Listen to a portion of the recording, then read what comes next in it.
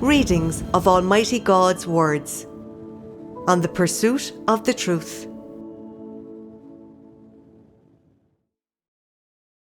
What it means to pursue the truth. 9. What points have we discussed regarding the saying about moral conduct?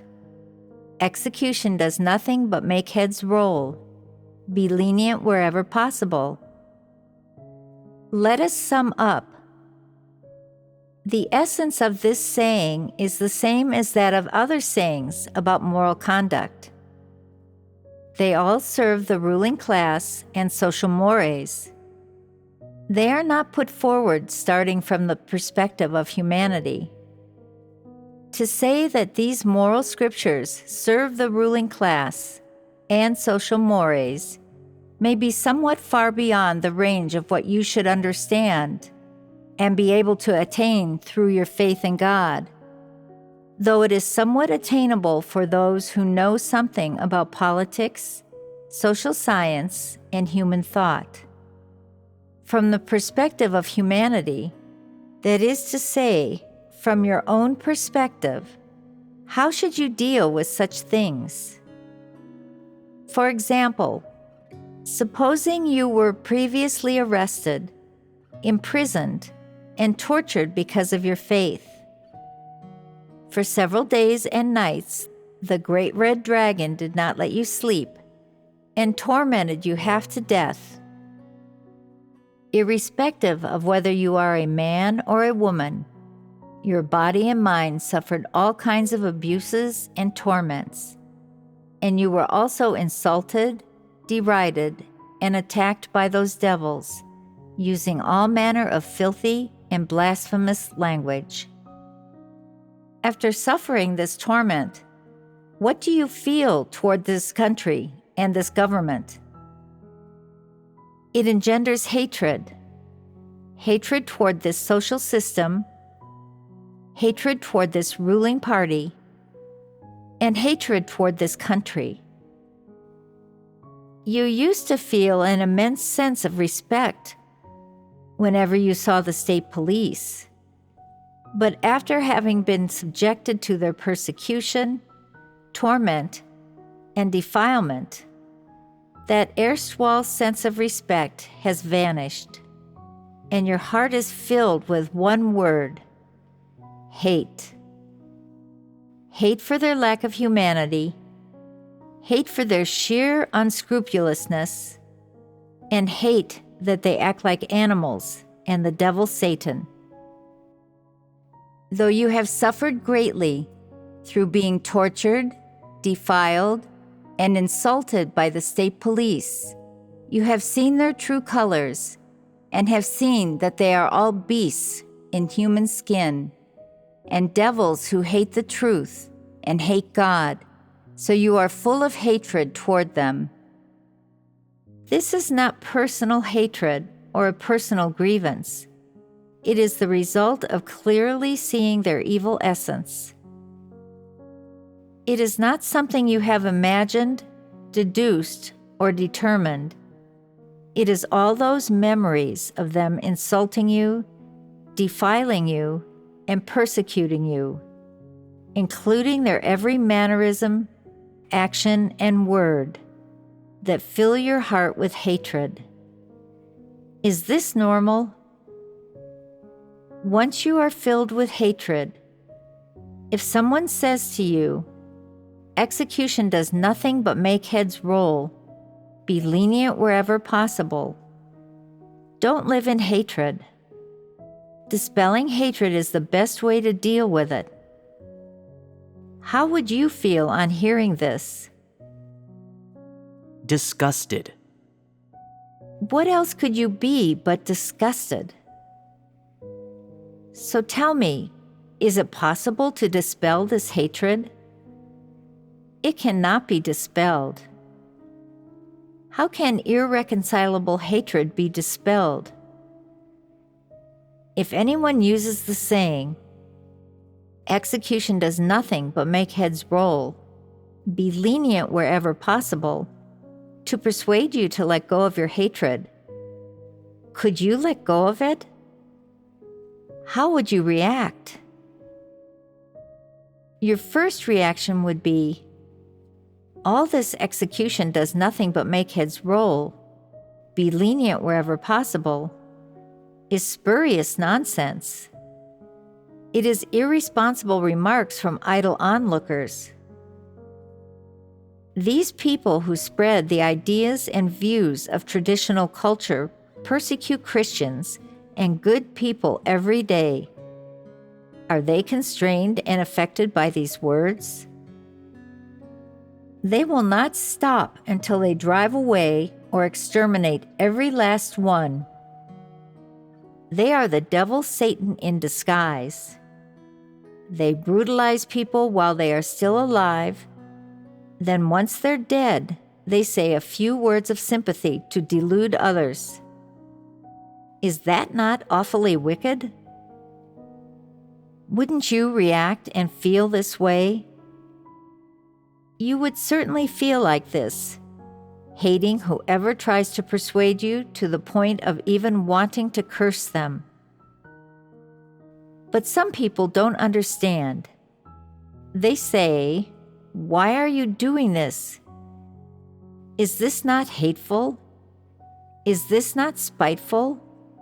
These are irresponsible remarks from idle onlookers.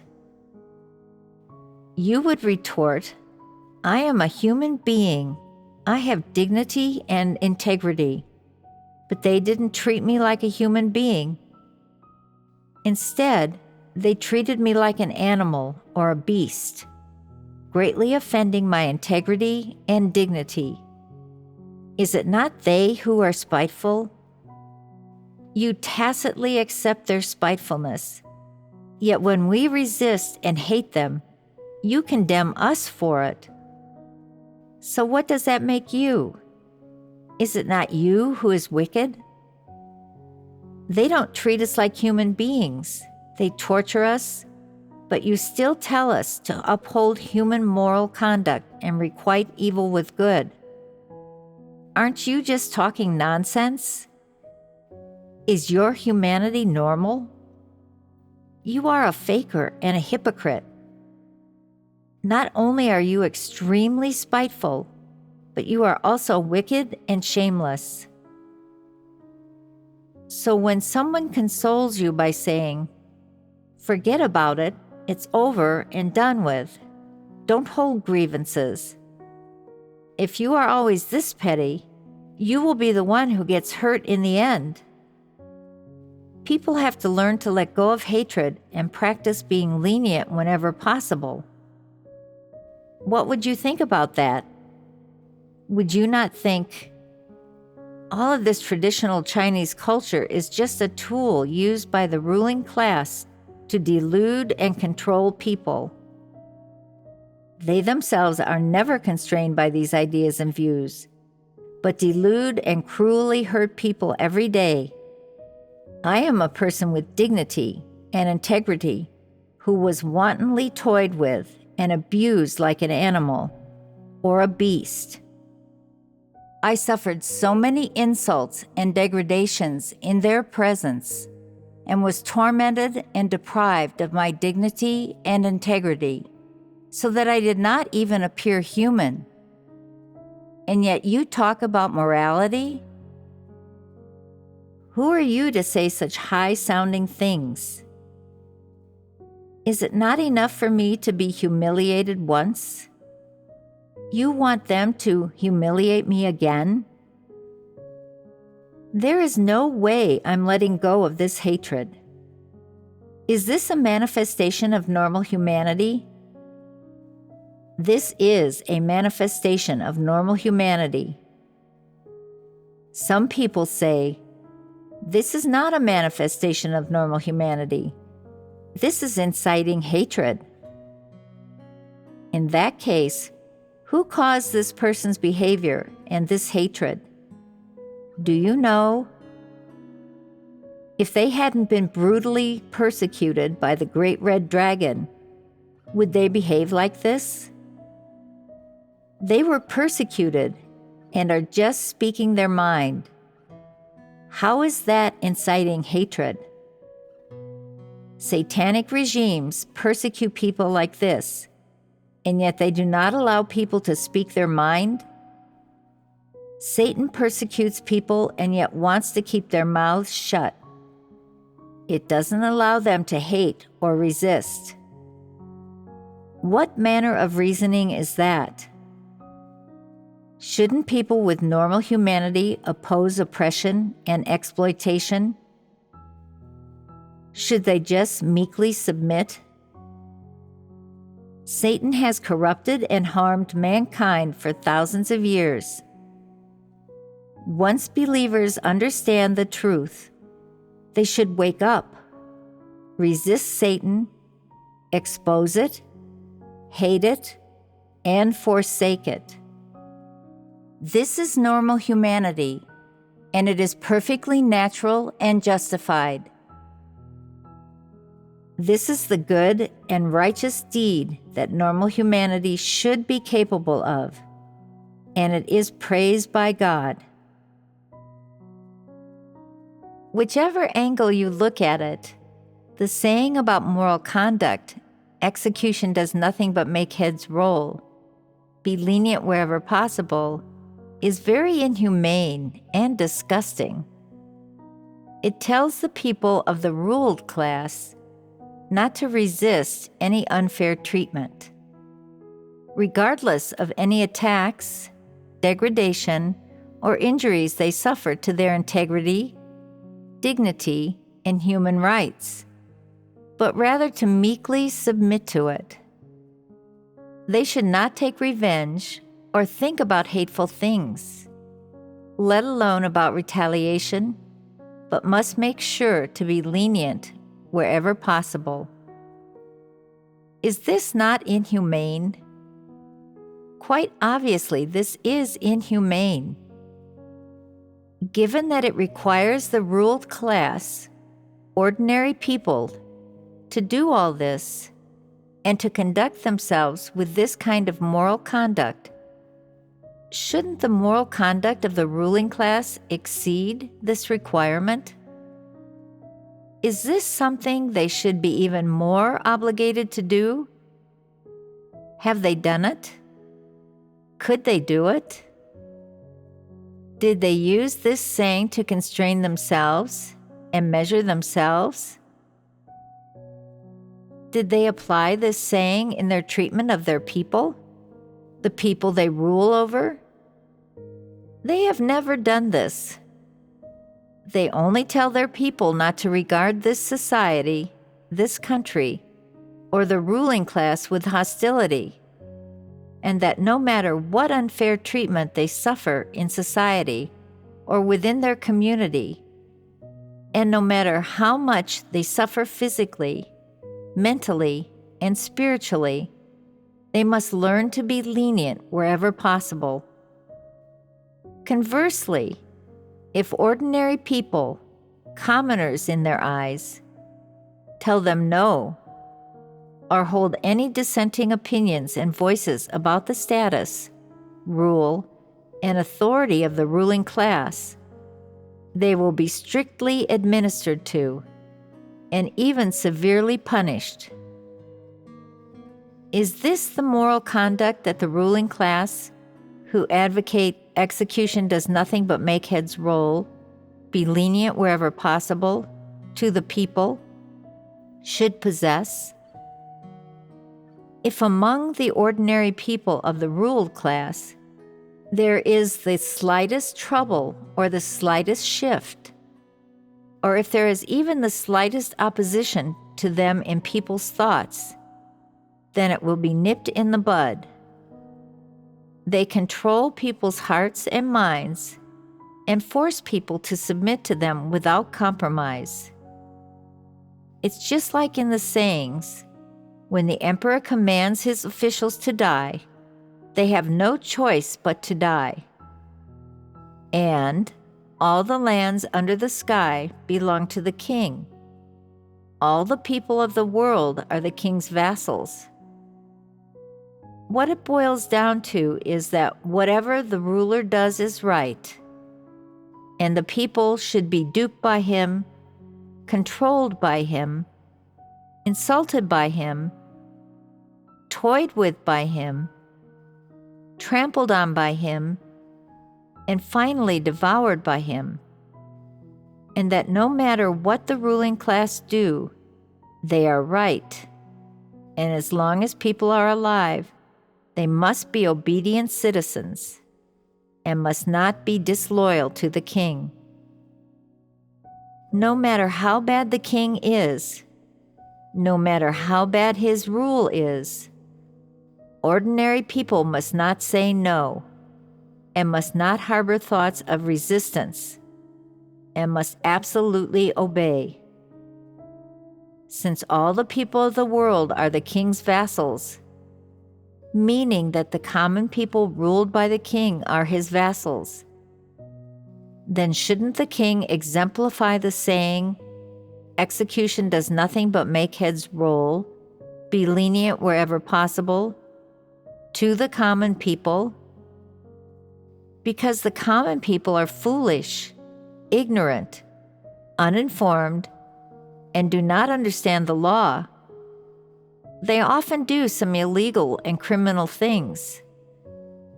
So shouldn't the king be the first one of all to apply the saying, "Execution does nothing but make heads roll, be lenient wherever possible"? Being as lenient with ordinary people as he is with his own children, isn't that what a king should do? Shouldn't the king also have such magnanimity? So does he make this requirement of himself? When kings ordered the suppression of religious beliefs, did they require themselves to adhere to the saying, "Execution does nothing but make heads roll, be lenient wherever possible"? When their army and police force brutally persecuted and tortured Christians, did they ask their government to adhere to the saying, "Execution does nothing but make heads roll, be lenient wherever possible"? They never asked their government or their police force to do that. Instead, they urged and forced the government and the police force to strictly suppress religious beliefs, and even issued orders along the lines of beat them to death with impunity and destroy them without making a sound, which goes to show that the kings of this evil world are devils. They are devil kings. They are Satan. They only allow officials to light fires, but do not allow the people even to light lamps.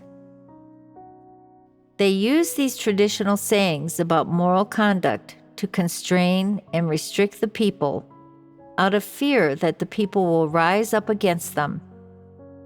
Hence, the ruling class use all kinds of sayings about moral conduct to dupe people. They have only one purpose, which is to restrict and bind people's hands and feet so that people will submit to their rule and they brook no resistance. They use these theories about moral conduct to stupefy and deceive people, hoodwinking them so that they may bow down and be obedient citizens. No matter how much the ruling class get away with and trample people underfoot, no matter how much they oppress and exploit people, the people can only meekly submit to it and cannot resist at all. Even when faced with death, the people can only choose to flee. They cannot resist, nor even dare to harbor thoughts of resisting. They cannot even look at hoes and sickles, or keep them by their side, nor even carry pocket knives and nail clippers about their person, with the aim to show that they are obedient citizens, and that they will always submit to the rule of the king, and be loyal to the king forever.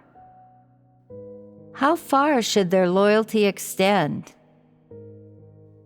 No one dares to say, as the people, We must use the ideas and views of traditional culture to supervise and constrain our king. And no one dares to put forward even slightly divergent opinions when they find out that the king is committing evil. Otherwise, it would get them killed. Quite obviously, the ruler regards himself not only as the king of the people, but also as the sovereign and controller of the people. In Chinese history, these emperors called themselves Tianzi. What is the meaning of Tianzi? It means the son of celestial heaven, or the son of heaven for short. Why didn't they call themselves the son of earth? If they were born on earth, they should be the sons of earth. And as they were obviously born on earth, why call themselves the son of heaven? What was the purpose of calling themselves the son of heaven? Is it that they wanted to look down on all living beings and on these commoners? Their way of ruling was to control the people with power and status above all else. That is to say, when they assumed power and became the emperor, they thought nothing of riding roughshod on the necks of the people, and the people risked being executed for showing the slightest reticence. That is how this title, the Son of Heaven, came about. If the emperor said that he was the son of earth, he would appear to be of lowly status and would not have the majesty that he claims a king should have, nor would he be able to intimidate the ruled class. So he upped the ante, claiming that he was the Son of Heaven and wanted to represent heaven. Could he represent heaven? Did he have that essence? If one insists on representing heaven without having the essence to do so, that is putting up a pretense. On the one hand, these rulers regard heaven and God with hostility. But on the other hand, they pretend that they are the Son of Heaven and that they have been mandated by heaven so as to facilitate their rule. Is this not shameless? Looking at these facts, the purpose of these various sayings about moral conduct that are spread among mankind is to restrict people's normal thinking, bind their hands and feet, restrict their behavior, and even restrict their various thoughts, views, and manifestations within the scope of normal humanity. Looking at the root of it, their purpose is to form good social mores and social morality. Of course, by achieving this effect, they also serve the ruling class's ambition to rule for a long time. But no matter how they rule, ultimately the victim is mankind. Mankind is confined and influenced by these various ideas and views of traditional culture. Not only have people lost the opportunity to hear the gospel and receive God's salvation, but they have also lost the opportunity to seek the truth and walk the right path in life. Moreover, under the control of rulers, the people have no choice but to accept many kinds of poisons, heresies, and fallacies, and other negative things that come from Satan. For the last few thousand years of mankind's long history, Satan has educated, inculcated, and duped mankind by spreading knowledge and disseminating various ideological theories, with the result that generations of people have been profoundly influenced and confined by these ideas and views.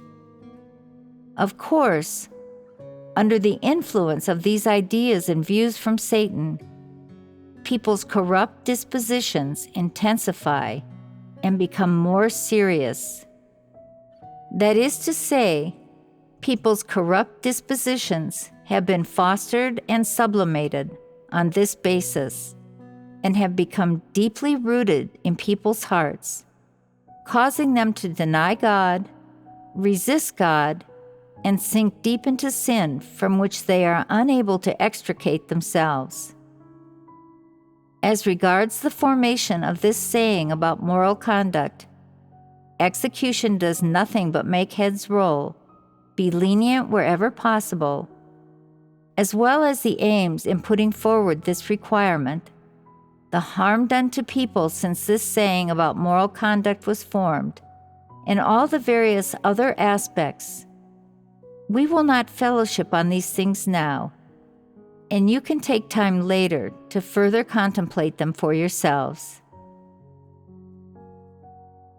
Chinese people are no strangers to sayings about moral conduct in traditional culture, but these things do not influence people overnight. You live in this kind of social environment. You have received this kind of ideological education on aspects of traditional culture and morality, and you are familiar with these things. But it has never occurred to you that these things could have a tremendously negative effect.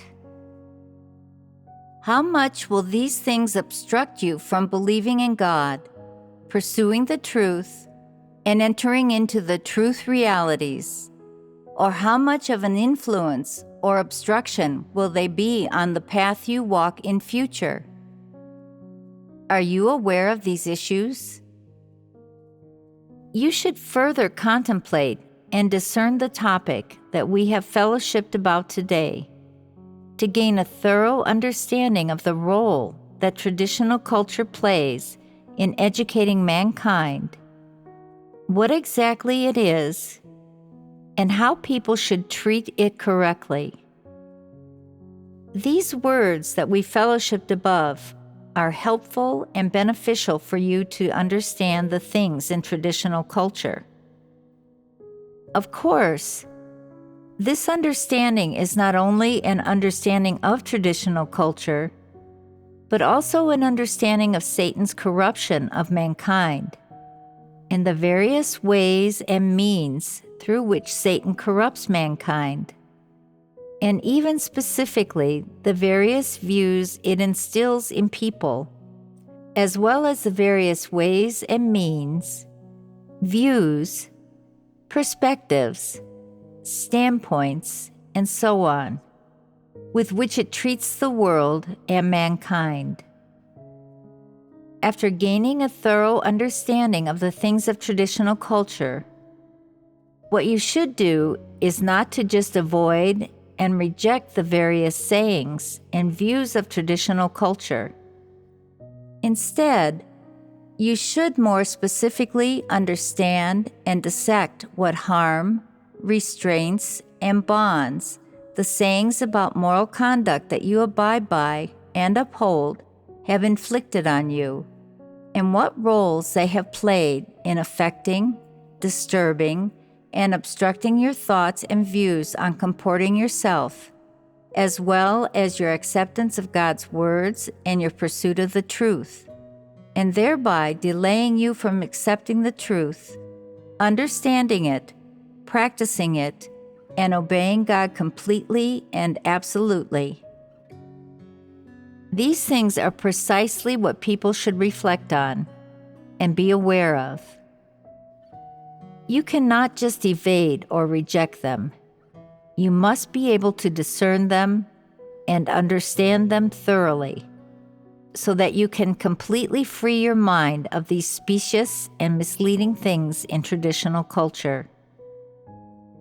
Even if some sayings about moral conduct are not deeply rooted in you, but manifest themselves from time to time in your thinking and notions, they can still disturb you for a short period or during a single incident. if you cannot discern them clearly, you may still regard some sayings and views as things that are quite positive or close to the truth. And this is something very troublesome. There are certain sayings about moral conduct that you inwardly quite like. Not only do you agree with them in your heart, but you also feel that they can be aired in public, that people will be interested in hearing them, and that they will accept them as positive things. These sayings are undoubtedly the hardest ones for you to let go of. Even though you have not admitted them as the truth, you inwardly recognize them as positive things in your heart, and they unconsciously take root in your heart and become your life. Once you come to believe in God and accept the truth expressed by God, these things will naturally emerge to disturb you and obstruct you from accepting the truth. These are all things that obstruct people from pursuing the truth. If you cannot discern them clearly, it is easy to confuse these things with the truth and accord them the same status, which can have some negative effects on people. It may be that you haven't treated these sayings, such as don't pocket the money you pick up, derive pleasure from helping others, and be strict with yourself and tolerant of others, as the truth, and that you don't regard them as the standard for measuring your own moral conduct, and that you don't pursue them as goals for comporting yourself. But this does not mean that you have not been influenced and corrupted by traditional culture. It may also be that you are someone who is indifferent to trivial details, insofar as you don't care whether or not you pocket the money you pick up, or whether you derive pleasure from helping others. But you have to understand and be clear about one thing. You live in this kind of social environment, and under the influence of a traditional, cultural, and ideological education. So you will inevitably follow these sayings that mankind advocates, and will adopt at least some of them as your standard for measuring moral conduct. This is what you should thoughtfully reflect on. It may also be that you do not adopt sayings such as, don't pocket the money you pick up, or derive pleasure from helping others, as your standard for measuring moral conduct, but that deep in your heart, you think that other sayings, such as, I'd take a bullet for a friend, are particularly noble, and they have become tenets that influence your life, or have become the highest criterion by which you view people and things, and comport yourself and act. What does this show? Although deep in your heart you do not intentionally revere or follow traditional culture, your tenets of comportment, the ways in which you comport yourself, and your life goals, as well as the principles, bottom line, and tenets for the life goals that you pursue, are not free from traditional culture at all. They have not escaped the values of benevolence, righteousness, propriety, wisdom, and trustworthiness that mankind upholds, or some tenet of moral conduct that mankind advocates. You haven't escaped these confines at all. To put it plainly, as long as you are a corrupt human, a living human, and you eat the food of the human world, then the principles of comportment and life that you follow are nothing more than these principles and tenets for moral conduct from traditional culture. You should understand these words I say and these problems I expose. And yet, perhaps you think that you don't have these problems, so you don't care about what I say. The fact is that people all have these problems to varying degrees, whether you realize it or not. And this is something that those who believe in God and pursue the truth should thoughtfully reflect on and understand.